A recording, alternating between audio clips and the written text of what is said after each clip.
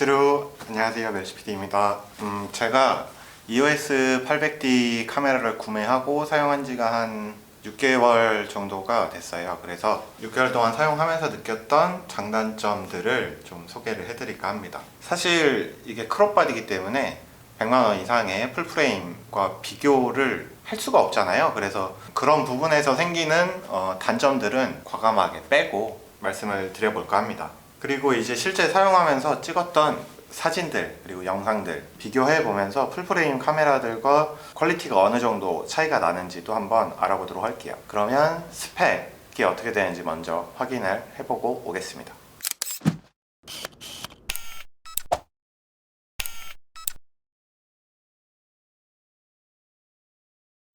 실제 사용하면서 느꼈던 거는 정말 가볍다.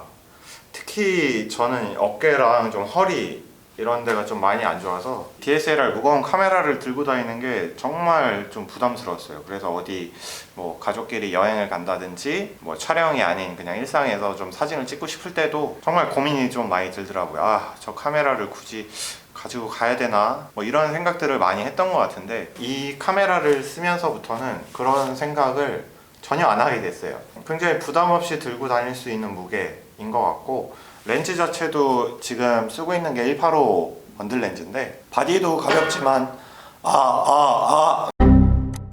바디도 가볍지만 렌즈도 진짜 가벼워요. 대신에 그만큼 좀 성능이 떨어진다는 반증이기도 한데 어쨌든 이 가볍다라는 게 정말 저한테는 최고의 좀 장점이라는 생각이 들더라고요. 사실 장비를 예전 있었던 스튜디오만큼 구비할 수 있는 상황이 안 돼서 뭐 짐벌이라든지 이런 게 없어요. 그래서 보통 촬영을 하게 되면 그냥 핸드헬드로 찍게 되는데 그때도 사실 뭐 손떨방 기능도 있고 하니까 이 손으로 잡는 삼각대라고 하죠. 이렇게 해서 찍었을 때도 떨림이 다른 여타 이제 좀 무게가 조금 있는 카메라들이랑 비교를 했을 때 확실히 떨림이 덜하더라고요.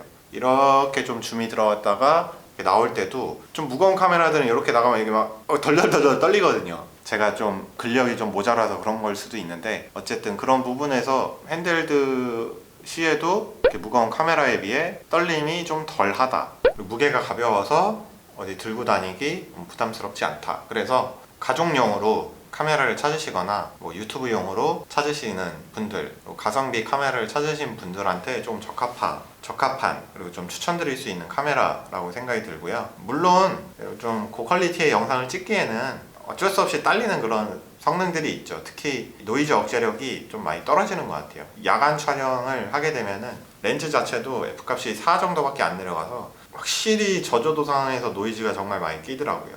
근데 그런 것들은 뭐 렌즈를 통해서 일정 정도 해소는 가능하겠지만 근본적으로 좀 노이즈 억제력이 떨어지는 건 좀 카메라 스펙상 어쩔 수 없는 좀 부분이라는 생각이 들어요. 그래서 그게 좀 단점이긴 한데 사실 뭐 그것까지 커버를 하려면 사실 뭐 풀프레임으로 가야죠.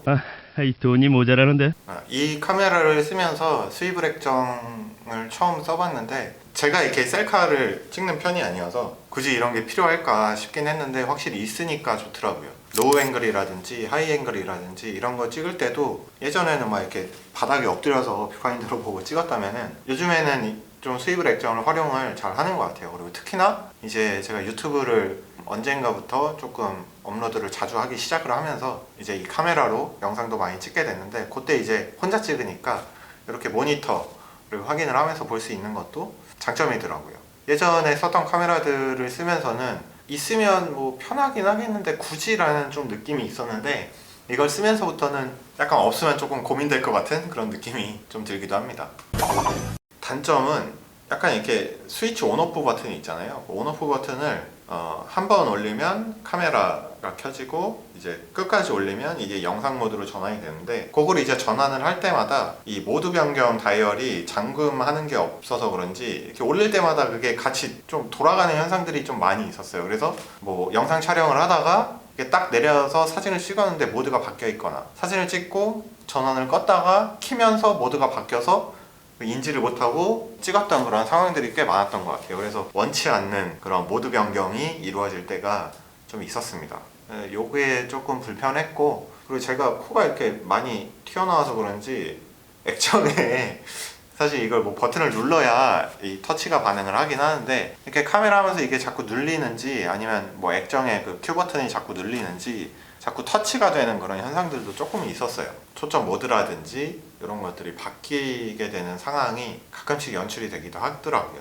그런 점이 조금 단점이었던 것 같습니다.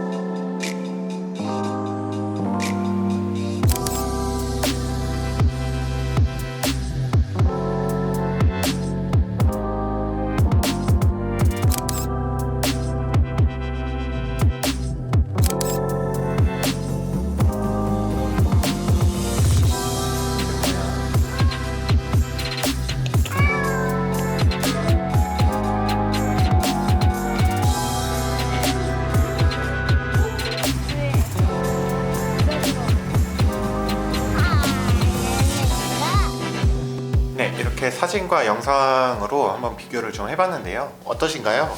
물론 촬영 당시 상황에 따라서 뭐 여건에 따라서 조금씩 차이가 있을 수 있기 때문에 정확한 비교는 조금 어려울 수는 있겠지만, 그래도 대략적인 비교를 통해서 조금이나마 선택에 좀 도움이 되셨으면 좋겠습니다. 제가 볼 때는 일상적으로 사용하는데 EOS 800D도 굉장히 좋은 모습을 보여주고 있다라는 좀 생각이 들어요. 특히나 뭐 여행이나 일상의 모습을 담는 데는 전혀 부족함이 없다는 생각이 들고, 사실 스튜디오 촬영도 뭐 렌즈만 조금 더 괜찮은 거를 쓰면은 충분히 사용 가능한 그런 카메라라고 생각이 듭니다. 특히나 저같이 이렇게 셀프 스튜디오를 운영을 할 때 무료로 제공하는 이런 카메라들이 좀 필요할 수도 있는데, 뭐 비싼 카메라를 쓰게 되면 어쨌든 카메라 대여에 대한 비용도 들어가기 때문에 800D 정도의 가성비 좋은 카메라라면 무료로 대여도 가능하고 사진 퀄리티도 만족스럽게 나올 수 있지 않나 라는 생각이 듭니다. 판단은 여러분들이 하시는 거니까요. 좋은 선택하셔서 즐거운 사진 생활 하시면 좋겠습니다. 지금까지 멸치PD였고요. 안녕히 가세요. 감사합니다.